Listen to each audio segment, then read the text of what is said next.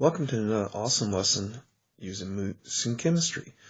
Today we're going to talk about Lewis structures. And today's we're going to use a CO2, which is a polar molecule.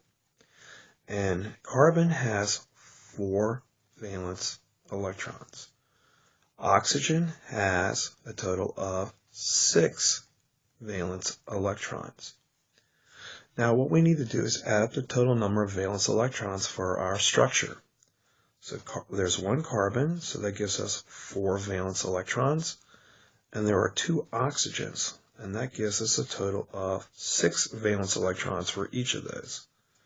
So that gives us 12 electrons for oxygen and 4 electrons for carbon, which gives us a total of 16 valence electrons. So whatever structure we draw, we have to have 16 total valence electrons. So now we have to determine which of the 2 atoms is the least electronegative. That means the ability to have the least ability to draw an electron to it. Now carbon has 4 valence electrons, and oxygen has 6 valence electrons. Carbon needs 4 valence electrons to get to the octet, and oxygen only needs 2 valence electrons to get to the octet. So carbon is the least electronegative atom. So carbon's going to be in our center. And then we're going to put our oxygens beside carbon like this. Now, remember that a line is equal to a pair of electrons. So let's count out our 16 electrons. 2, 4, 6, 8. Now carbon's center now has its octet. Now we have to complete the movement of the electrons. So we have 10, 12, 14, and 16. So now we have 16 valence electrons around the structure. So carbon has its octet, and oxygen has its octet.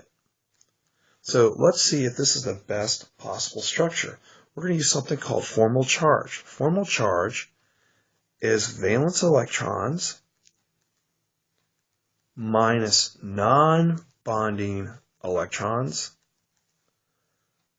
minus bonding electron pairs. So if we look at carbon, carbon came in with 1, 2, 3, 4 valence electrons. So we put a 4 there. Now non-bonding electrons, all of carbon's electrons are being bonded in the structure. So it has 0 non-bonding electrons. Now let's count the bonding electron pairs. 1, 2, 3, 4. So there are 4 bonding electron pairs. 4 minus 4 is 0. So that looks good. Let's check the formal charge for one of the oxygens. We don't have to do both. So formal charge for oxygen in this case is going to be oxygen came in with 2, 4, 5, 6 electrons. So oxygen has 6 valence electrons. Non-bonding electrons, we have 2 here and 2 here. That gives us a total of 4 non-bonding electrons. Let's look at our bonding pairs. 1, 2. We have 2 bonding pairs. So 6 minus 4 minus 2 is 0. That's also very good. So we know that this is the best possible structure. So again, we're going to draw the structure. Carbon in our center. Oxygen on either end of carbon.